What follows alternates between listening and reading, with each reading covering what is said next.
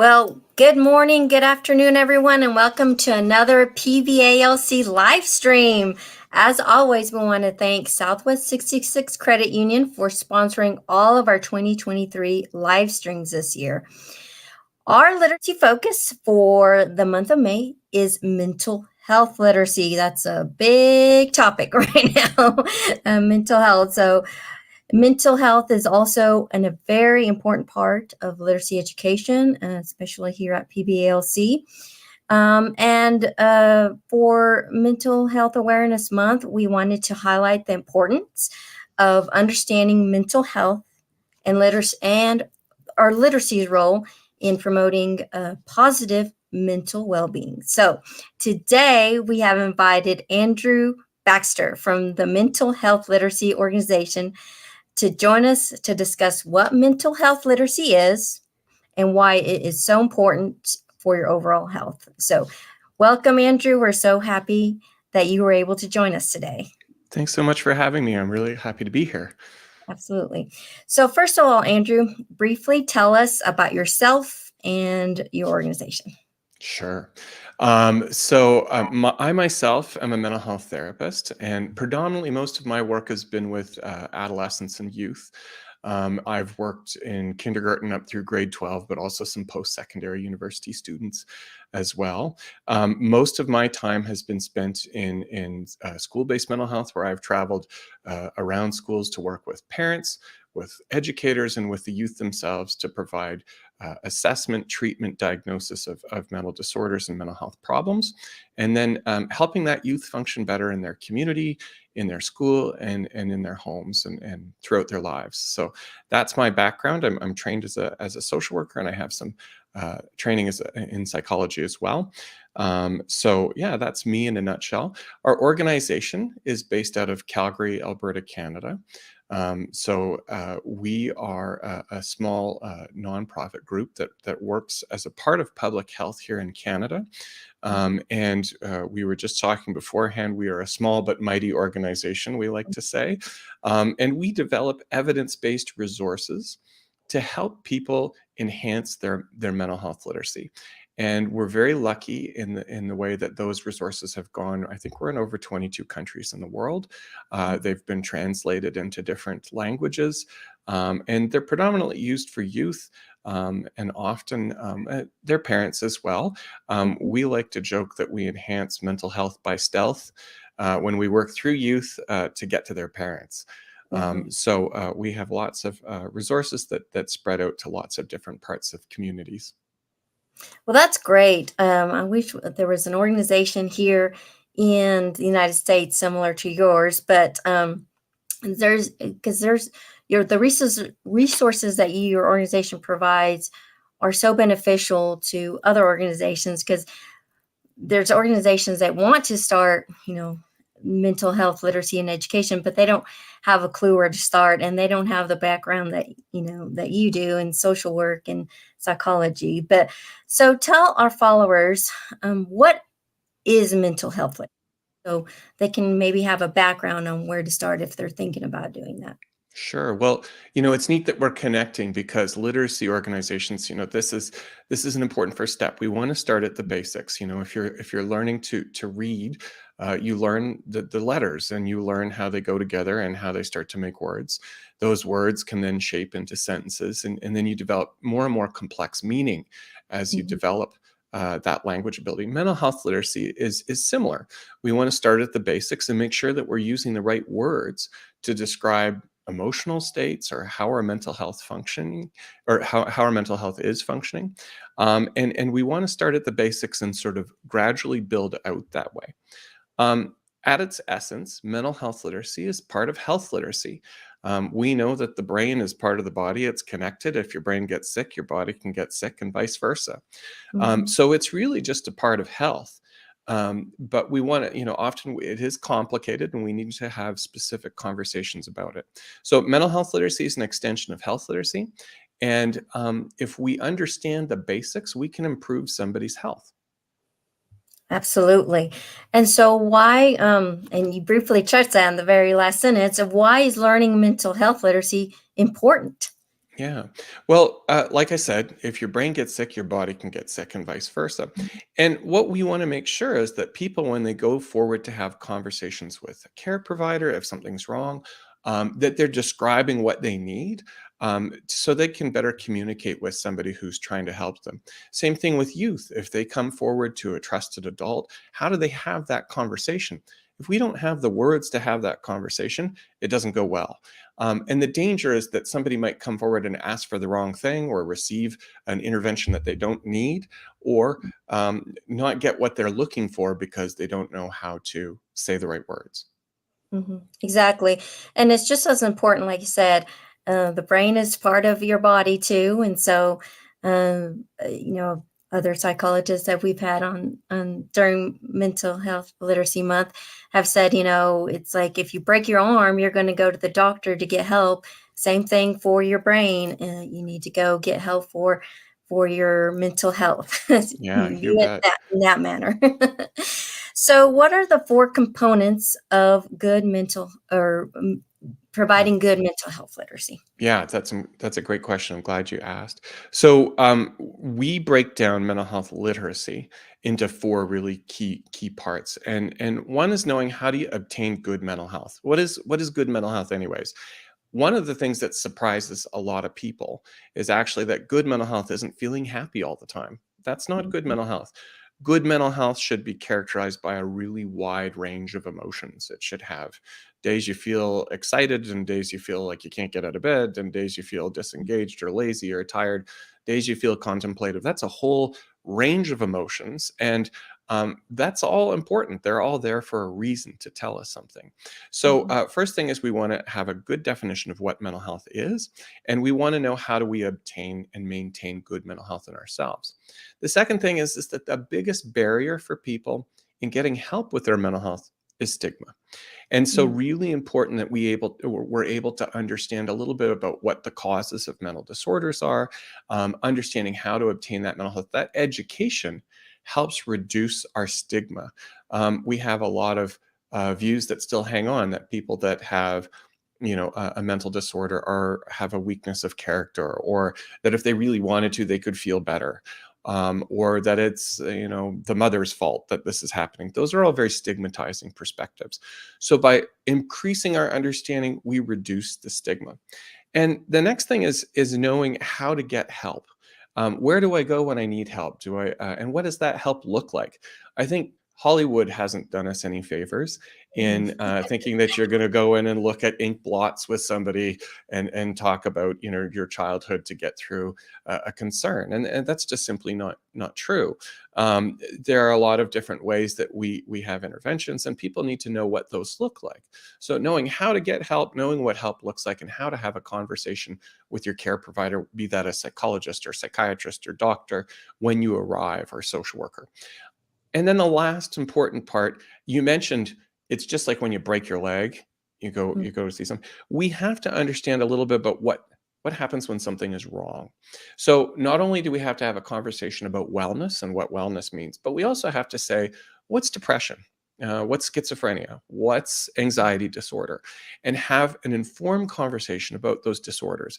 Um, the reason that we need to have that is because if you go to the doctor and you break your leg and the doctor says, well, eat healthy and get lots of sleep and diet and exercise are important, that's not going to help your arm heal.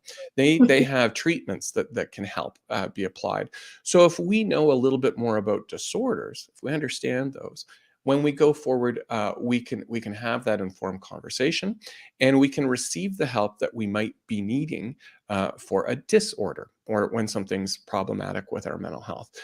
So we have to have both a wellness conversation and when something's wrong. We have to be able to know when sadness ends and depression starts, or when worry about schoolwork or job performance or something about a relationship stops and generalized anxiety disorder begins. Okay, we have to have a conversation about when being neat and tidy is just being neat and tidy, and when OCD starts, right? So those conversations, understanding it, that's good literacy. What's the difference between them? Yeah. Absolutely. And do you have advice on how we can break the stigma around mental health? in general, because in teaching mental health literacy, because there's still a lot of stigma Yeah. around mental health and getting help and things like that. And specifically, we're in Texas, Andrew. So there's a lot of, where it's like, oh, you just need to, pull yourself up from the bootstraps. And we Yeah. had a psychologist tell us last year, like, when people say that, I ask them to literally do that. And it's almost impossible to pick yourself up from your bootstraps. So it's, so how can we break the stigma around that? Yeah. Well, I'm from Alberta, Canada, which is kind of known as the Texas of Canada as well. So, Texas does not have the market cornered on stigma. Stigma is everywhere we go. And Hmm. so, it's really important. The best way I've found to break down some of the myths is through education. And Yeah. remember, we don't have stigma around mental health, we have stigma around mental disorders. Yeah. And so, if we have clear understanding about those disorders and their treatments, because there's also stigma about treatments, and we can get past some of the bootstrap mentality. The bootstraps, when you're truly suffering from a mental disorder, the bootstraps are broken. They're not there, and so we need to figure out why they're broken and how we reinforce them and give a person a bootstrap, right, to even pull on. So really important that we give that information. Awareness campaigns, I'm kind of done with them. We need to move beyond awareness and to Mhm. our favorite word, literacy. Literacy is knowing the And education. difference, right? Yeah, it's that education part. And it takes time to develop literacy to have this conversation. But if we just talk about awareness, sometimes we can use the wrong words or have the wrong conversation if we're not talking with the facts. So we need to have informed conversations to develop that literacy. And in turn, that reduces the stigma. I think we've come a long way. I think our Mhm. youth today, especially, are much more willing to have these conversations, but they might not be talking with the right information. So it's Yeah. that combination of being willing to have the conversation with the right facts. That's going to be important. And it comes back to those four components. It's knowing, it's like what your, the diagnosis that you're dealing with, or the disorder that you're dealing with. It's like you may be feeling a little bit depressed for this certain period of time, but that doesn't mean that you were a depressive person. That's You right. may have to seek mental health um, for a certain amount of period in, you know, but then you won't need it anymore. Yeah. So it's, like you said, being informed about the right diagnosis and about the right mental health that people are going through. Yeah, one of the things that we talk about is there's a real distinction between what a mental disorder is, like let's say Mhm. that's a clinical depression, and something called a mental health problem, which is like losing a loved one. Grief and loss is a perfect example. There's nothing wrong with a person's brain when that's happening. That's a normal and expected thing to occur, to feel sad at work or having difficulty sleeping at night or having an impairment in their function in the community. That's normal. That's a mental health problem. It doesn't require psychiatric intervention, but a clinical depression does. And that's where Mhm. we may benefit from doing talk therapy or receiving a medication or some kind of psychiatric intervention. So, teaching people to distinguish between those two different states is really important to getting them to the right kind of care that they need and treatment. So, figuring out where that line is between this is normal response to a big environmental problem, right? If you lose your job, you don't need an antidepressant medication. You need a new job. That's a good Mhm. example of a mental health problem. But if that depression and that sadness persists and we can't get rid of it and there's no bootstrap to pull on, then maybe we need to have a conversation with our care provider. Something else is going on. So that's why mental health literacy and education is so important, so that people can distinguish between all of these behaviors and mental health. Yeah. And so, can you give our followers and viewers advice on how can they seek help, and tell us a little bit about early interventions too? Yeah. Well, I think just like every other physical condition, early Mhm. intervention is key. Your doctor doesn't find a lump and say, well, let's leave that for 10 years and see how it goes. No, they get on it right away and they try and figure out what's happening for that person. And they run a series of diagnostic tests and sadly in mental health, we don't have a blood test to figure out what's going on, but we do have some things called assessments, some tests that we can give that help indicate where a person is struggling. And with good clinical judgment and a trained professional, we can start to figure out what is happening for that person. We also have really good outcomes for people when they receive treatment for a mental disorder. We show the same outcomes as the rest of health in general, that people receiving proper treatment and care get better. So there's lots of hope. But we always want to intervene as soon as possible. As soon as we spot signs and symptoms of disorders, we need to have a conversation with the care provider and then try and figure out what's going on and then start a treatment as early as possible, because we know it responds better. And especially in kids, they go through less of their development with that disorder causing impairment. So the Mm. early intervention bodes really, really well for mental health. We really need to get on it early. And so one of the things that we do is provide education to youth when they're So as they young can as get possible. educated early. Yeah. That's right. So they can get educated early, so they can spot it in themselves or their friends if there's concerns, right? And that is quintessential, really, really important for early intervention detection and outcomes. They go way, way up, way better when we spot stuff early. Fabulous. And advice on how where people can seek help once they've been educated, they've Yeah. noticed that they probably need help. Where can they seek help, or how should they seek help? You bet. Well, one of the things that I've found that is kind of dangerous is that Professor Google is sometimes not the best professor. Dr. TikTok is not a good doctor. So, what I would say in general is make sure that you're seeking help from somebody who is a licensed, accredited professional. And that varies from different, the resources in Texas and different states are different, as they are different here in Canada.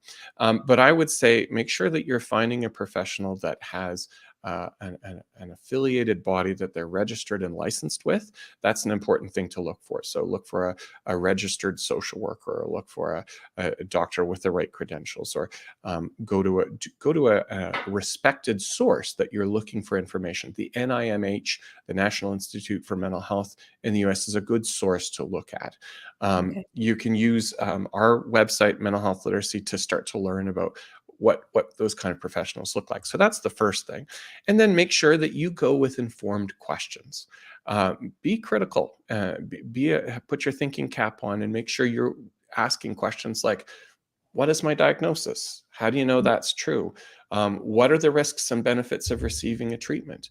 If it's not this, what else could it be? Those are excellent questions to be informed and empowered with when you go see somebody. And if you're not liking the answers, maybe it's time to look at viewing somebody else. So Mm. make sure that you're going with good set of information, that you're willing to listen, but also that you're willing to ask good informed questions. That's really, really critical. A good place to start is a primary care doctor, right? Your family doctor. That's an excellent place to start the conversation about mental health. Registered psychologists, clinical social workers, and there's other designations as well. But those are some a big three that you can start to ask your questions to. And I know that your organization is more focused on children and kids, but so what advice do you give if a child, they've gotten the education, they think there's be something wrong, especially, with our organization, we deal a lot with immigrants and refugees, and there's this cultural stigma on top of the normal stigma Yeah. that, like, oh, we don't seek, mental health, because they see that as like, oh, you're crazy and stuff. So what advice do you have for children and kids if they want to get a buy-in, I guess, from their parents that they need help? Yeah. I think again, the Or kids not to the kids can advocate for themselves by getting good information. And we've got a lot of youth-friendly stuff at mentalhealthliteracy.org. A lot of our resources have been translated into different languages, and that really helps with the cultural barrier at times, Mhm. to make sure that families are feeling comfortable with the information. So much of that is so important. Yes. Sometimes multicultural liaison workers can be really helpful in that situation to sort of give a better explanation. We have usually, when we do a resource, we try and do it two ways. We do one for kids and one for the parents. And we tell the same story, but just from two different sides. So we have how to parent your teen and how to teen your parent resource, right? So that we make sure that we're getting the information to both groups because it's really important to be on the same page.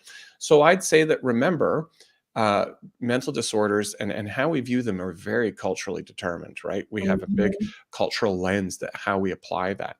And sometimes we have to be willing to step outside that cultural lens and make sure we're viewing things objectively. So that's a really important step. So I'd say translate the resources, make sure that youth are empowered to ask questions and advocate for themselves.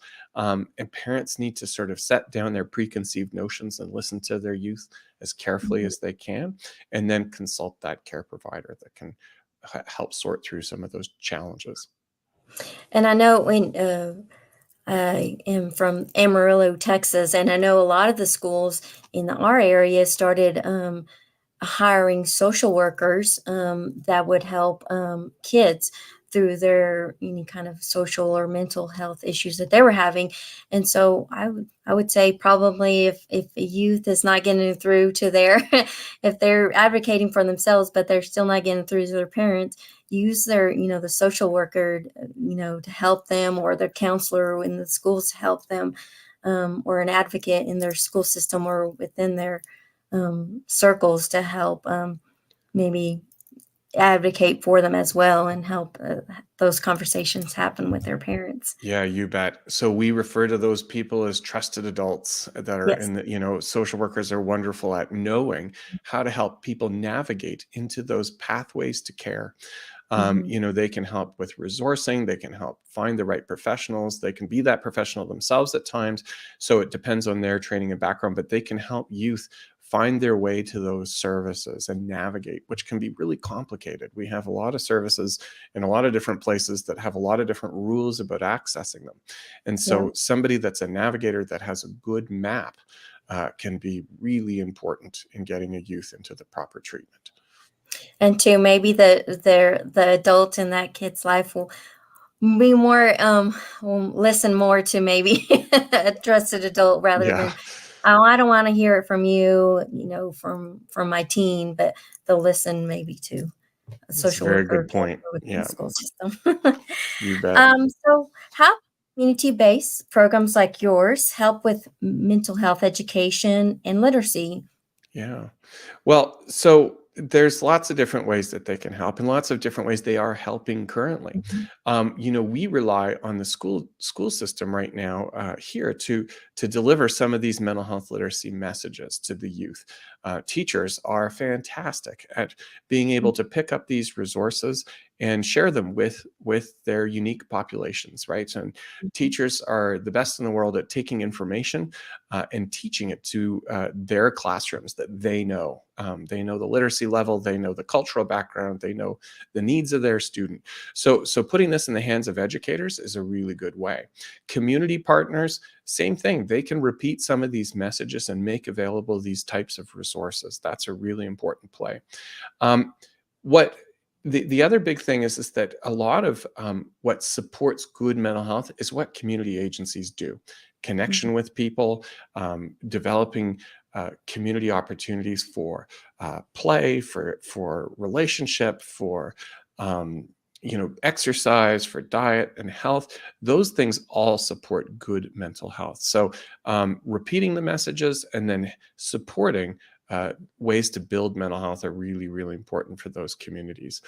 We know that people that are better networked and have more healthy, supportive relationships, the better they're going to do with their physical health and their mental health. Absolutely. And research has shown if you're still kind of on the border of, I don't know if I want to launch something like this, is research shows that supporting mental health has long-term benefits. Like you said, it's Yeah, you bet. um, kids and adults that have good mental health support and education and literacy strive or thrive, and there's a lot of good benefits from it. You bet. You bet. So give us so we'll leave it on a positive note, and Yeah. if you'll share some simple ways that people can maintain good mental health if they're like, "Ah, I don't wanna seek any help. Yeah. And we're big advocates for reading here at the Literacy Center. Those are a simple way that we promote to maintain good mental health. You bet. I've got 5 things for you, Alba. Here's my top 5. We call these the 5 to thrive. So Okay. this will help you if you have a mental disorder, and it helps you if you don't. It helps anybody's mental health. If you do have a disorder or concern, please seek treatment for that, right? That's really important to get that. But these 5 things will help complement that treatment. They'll help it work better, more effectively, and they improve your overall mental health functioning. And if you don't have a disorder, these 5 things help anybody, right? So they're always good to do. So I'll go through them quickly. The first one is exercise. And you don't have to be a major jock. You don't have to, you just have to move your body. The more you move, the better it is for your mental health. And the research has shown it's even better if you can do it outside. But you want to get vigorous physical activity, whatever vigorous is for you.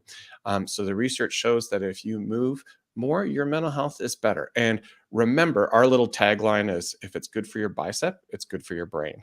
So these, because remember, they're connected. Your brain and body are connected. So the more cardiovascular health we can get, the better our brain functions, right? Makes sense. Absolutely. It's just part of your body. So get out, move, go for walks, do your yoga, do your exercise, go for a run, play team sports, right? Those are really important. Take your little pets for a walk You around bet. Get those the pets out neighborhood. there. Get them walking. You for sure. That is super helpful. The next one is diet. Having a good healthy diet.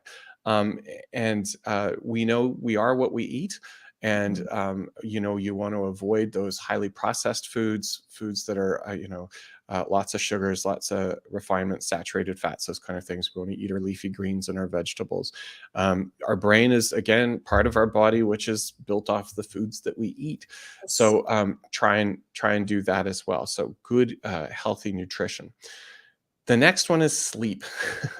And it's not, none of these are Mhm. very exciting and none of them are very surprising, but they're really basic and really important. So good sleep hygiene, that means going to bed at the same time each day, waking up at the same time each day. Your brain doesn't know it's Saturday. I tell my kids that. They want to stay up late on the weekends. Well, our brain doesn't know it's Friday or Saturday. So we need to have a good sleep hygiene routine. I'm way up north, and so it doesn't get really dark here. Once the sun goes down, it kind of stays light in the sky. So good darkened rooms, cool rooms are helpful for sleeping. Try and keep activities like reading your phone, and I'm guilty of this too, watching TV, keep those at least an hour away from bedtime because they get your brain going, and the blue light from the devices disrupts your sleep pattern. So try Mhm. and keep screens and stuff away. Both in Canada and the US, we are vastly underslept. You need Yes. more sleep if you're a teen or a young kid, right? Sleep goes up, and estimates sort of vary between how much you need, but adolescents often 8 to 9 hours, right? So it's a good long sleep. So Yeah. get that sleep. That's a second really important thing. Or sorry, third. The next one is healthy relationships, and you asked about how those community agencies can help. That is a Mhm. great way. Having more supportive people in in your life builds our mental health. They can help you get to that help, get to that service. They can be the supportive ear that you need. So really Mhm. important that we form those good, strong, healthy relationships. In youth, those are positive, trusted adults that they can connect with. And then Human beings were not made to be on their own, right? you bet. We are social We're animals, and so we need Yes. that connection. You are absolutely bang on.